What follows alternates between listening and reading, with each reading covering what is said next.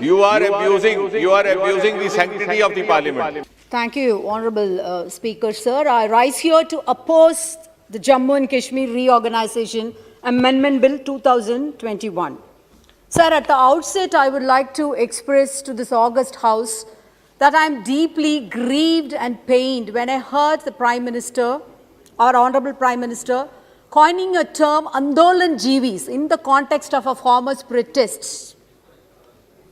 Sir, the phrase rights of man by Leslie Burns says has helped to create two great republics of modern times in France and America. But our Honourable Prime Minister has derogatively chosen another term, Andolan Jeevi, when it is the basic rights of a farmer brother and sister to protest and to show their resistance. So coming to the discussion on the bill, again this has given me an opportunity to reminisce about an old term.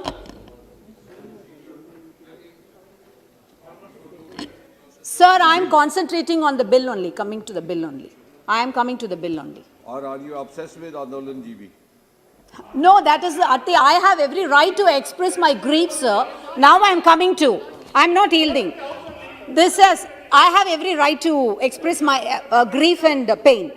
So coming to the bill, again, this has given me an opportunity to be reminiscent about an old term called the social contract, coined by Rousseau back in vogue. It is also a two-worded term on which the foundation of a democracy rests. It is a contract between the ruled and the rulers, where the ruled give up their freedom on an assurance by the ruler that their natural rights, namely life, liberty and property and civil rights, shall be protected. But when the Jammu and Kashmir Act 2019 was implemented, the BJP government has not only breached that contract, you have buried democracy, you have buried federalism, you have buried the rights of liberty as well as the civil rights of the people of the Kashmir. Sir, this bill, which seeks to replace the ordinance, tries to solve the issue of All India Service offices in the two union territories created after the abrogation of the Article 370. And I have a query in that, sir, which I'll be coming soon in a bit. Sir, when you promulgated that amendment, we were told that as soon as normalcy is returned, there will be, the status of the statehood will be restored. Sir, with this bill, our hope is now gone. We thought that was the last straw, but now this is the last straw. And you are going to be pinning up nail after nail after burying peace in Kashmir.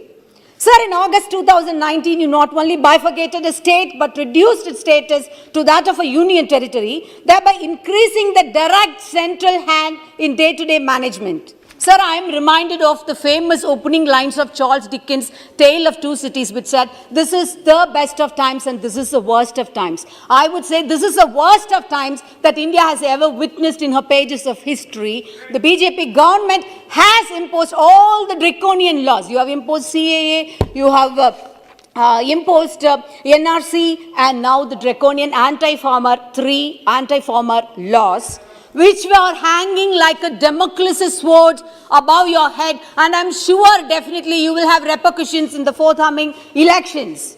Sir, I would like to quote a great Thiruvalluvar who said, Kudi tazhigi kol ochum manila mannan adi tazhigi nirkum ulagu. Meaning, a king who would respect its subjects' opinion and the rule for their benefits will not only be respected but also be loved by people. Sir, I am coming to the bill. Sir, has the BJP government opted for a referendum before revoking the Article 370? Has it cared to ask the opinion and consider the feelings? When you boast of a paperless budget, you are running a compassionless, commitmentless, dedicationless, visionless government which has brought such draconian laws. Sir, there is a tendency of the government to bypass in this parliament to take away the people's rights and follow the ordinance route. And this is the route. See,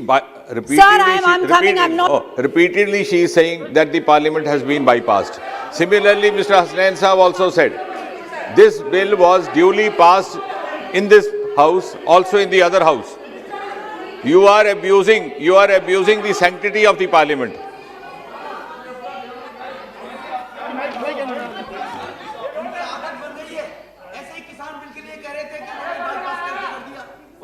Yielding.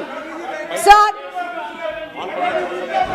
the DMK has always Allow her to speak. withstood on its principles Allow of her to federalism and democracy, sir. Allow her to Sir, speak, our Mr. leader, Balu. great Anna, has evoked. Mr. Balu, We have allow a her to federal speak. structure.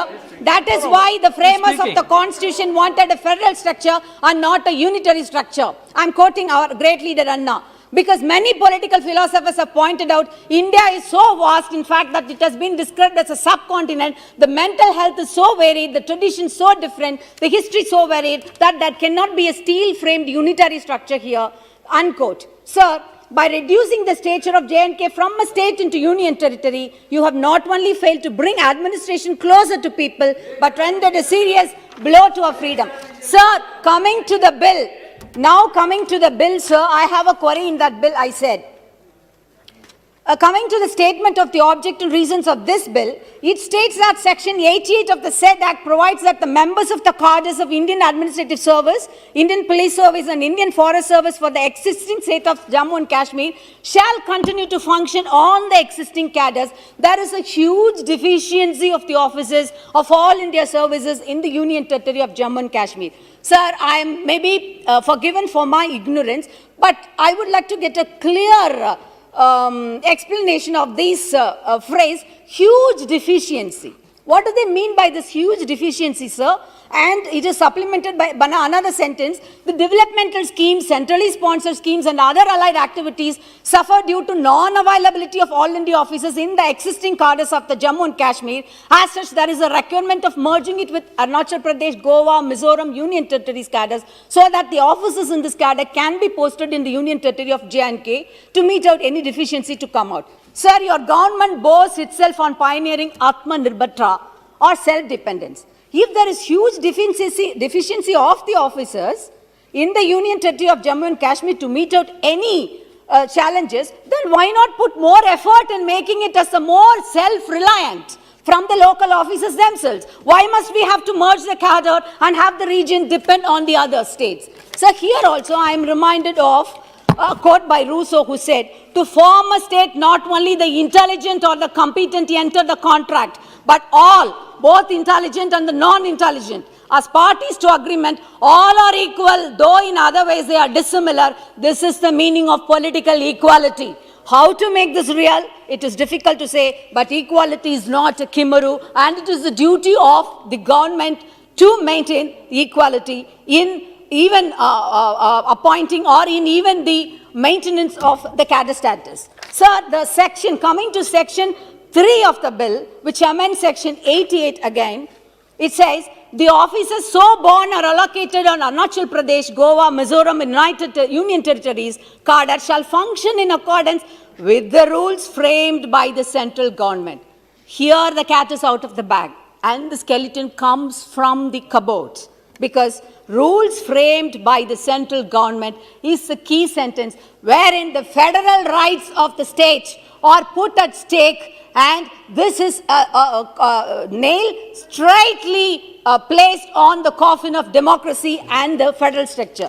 Sir, if you are going to mandate this, if you are going to mandate this sort of modus operandi with a lot of brutal majority, what is the guarantee that tomorrow with the same modus operandi, the government can bifurcate states like West Bengal, Kerala and Tamil Nadu? Because I'm sure they are going to lose in the electoral mandate with the support of our people. Sir, our party leader, Mr. M.K. Stalin, has strongly opposed all these draconian laws, and I also place it on record here that I oppose this bill vehemently. And let me conclude this by saying that John Locke, the father of liberalism, had argued that the obligation to obey civil government under the social contract was conditional upon protection of the person.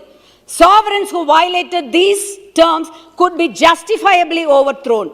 Revolt is the right of the people, for when injustice becomes law, resistance becomes duty. Thank you very much. Thank you.